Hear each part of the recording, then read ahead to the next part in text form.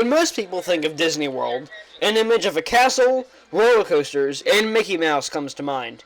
However, there is a whole other aspect of the theme park that most people don't think about: the natural wildlife that calls the park its home.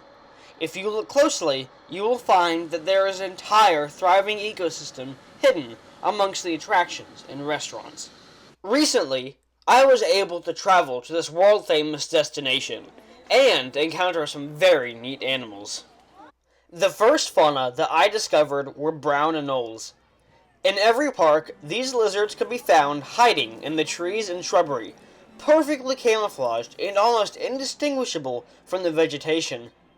After quite a few unsuccessful attempts, I was finally able to catch one of these agile reptiles for the camera. Up the tree. Yeah. It's up there.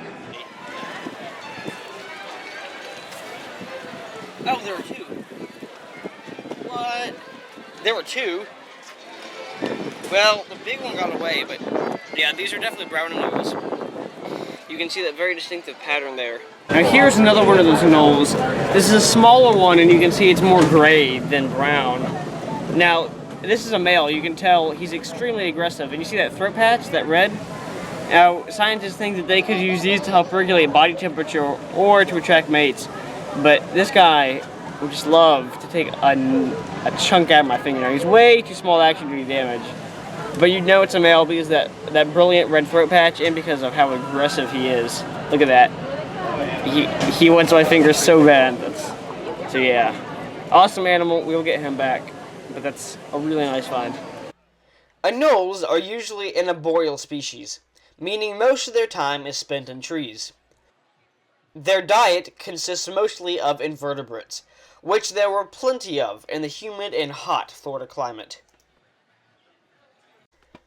This Peninsula Cooter was found in the pond at our resort, where it sought handouts from visitors and also hunted peacock bass. Much larger turtles, such as Florida softshells, were also present in this habitat. This species has a unique body shape with a very long neck and snorkel-like nose, which allows them to sit on the bottom and breathe air while waiting to ambush prey. Both of those turtles were new finds for me, so I was extremely excited to observe them swimming around right outside our hotel room. Additionally, I found an invasive species of anole while searching the overhead foliage in Animal Kingdom. Well, here's the first green anole of the trip. I've been finding lots of brown anoles, but as you can see, this one has a very different coloration. It looks even more like an iguana than those brown anoles, and this is a male. Now, he is extremely angry. He is just tearing on my finger, but you see that throat patch right there. That's how you know it's a male. And they will extend this throat patch during courtship displays. But as you can see, he's just chowing on the finger. And he is not going to let go until I let him go. But we're finding this in Animal Kingdom, by the way. Yeah, we're Animal Kingdom finding animals here. So we'll get him right back on this tree. I'll show you guys just how quick these guys are. Now we're going to put him back right here. And I'm going to show you guys just how fast he'll disappear. Ready? Yes. You got focus? Yes. Look at that. And there he goes. He's gone. And they're very... He just jumped, but... Oh. Yeah. Now they're green. The brown anoles will sit on this bark right here, and you can barely tell the difference. And the green anoles blend in well with this foliage. So both species are arboreal. They just have two different methods of camouflage. Really awesome. But it wasn't just reptiles that were taking advantage of the Disney urban habitat. Birds, such as this egret, were abundant, searching for leftover food and other prey items alongside throngs of tourists. This white ibis is traditionally found in quiet marshes in the deep south, but is now making a living by hunting for insects in flower beds in one of the most busy parks on the planet. There was a multitude of avian species scattered throughout the park, so many that I couldn't include all of them in this video for the sake of time. Among them were creatures like green herons and cormorants, who hunt for fish, frogs, and other aquatic creatures, as well as more common species such as grackles. I also found this incredible color-changing green anole.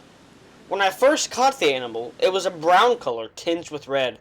However, within a few seconds, it had completely morphed to the vibrant shades that you see here. Scientists used to believe that the lizards did this to blend in with the environment, but now speculate that it has more to do with mood. But my favorite find of the trip was this awesome little house gecko, whom I found perched on a wall near the Disney Boardwalk area, hunting moths.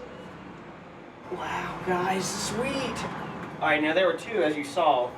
One went right under here, but this is the Florida house gecko. Now, I've been looking for geckos this whole time. This is actually the first wild gecko I've ever found in all my adventures. Because we actually don't have wild geckos back at home, but this dude is pretty awesome. And now this tail, you can see, it's almost prehensile, and he can just use that. He has lots of different muscles in the tail, which allow him to, well, he's not doing it now, but he uses for balance. And also, gecko feet, as you all know, has specialized pads in the bottom, which actually use static electricity to hold on to any surface, including glass, which is really cool. But he's very excited. And one more thing before I get him back, you see the eyes are so big. Now that's because this guy can hunt at night, and that just lets in so much light, so he has perfect night vision. So this is an awesome animal. These guys are predatory. They eat insects like moths that hang around these lights, like those right there. And you see there's already a couple moths and whatnot. And as it gets darker, more and more insects will come through, and these geckos will be out feeding. That's an awesome animal. We'll take a couple pictures, we'll get him right back on that wall. Alright, little buddy. You're good. There you go. Well, that's all for today's video. I hope you enjoyed. Don't forget to follow my Twitter and Instagram pages for daily updates on my adventures, and subscribe right now for new wildlife content every Thursday morning.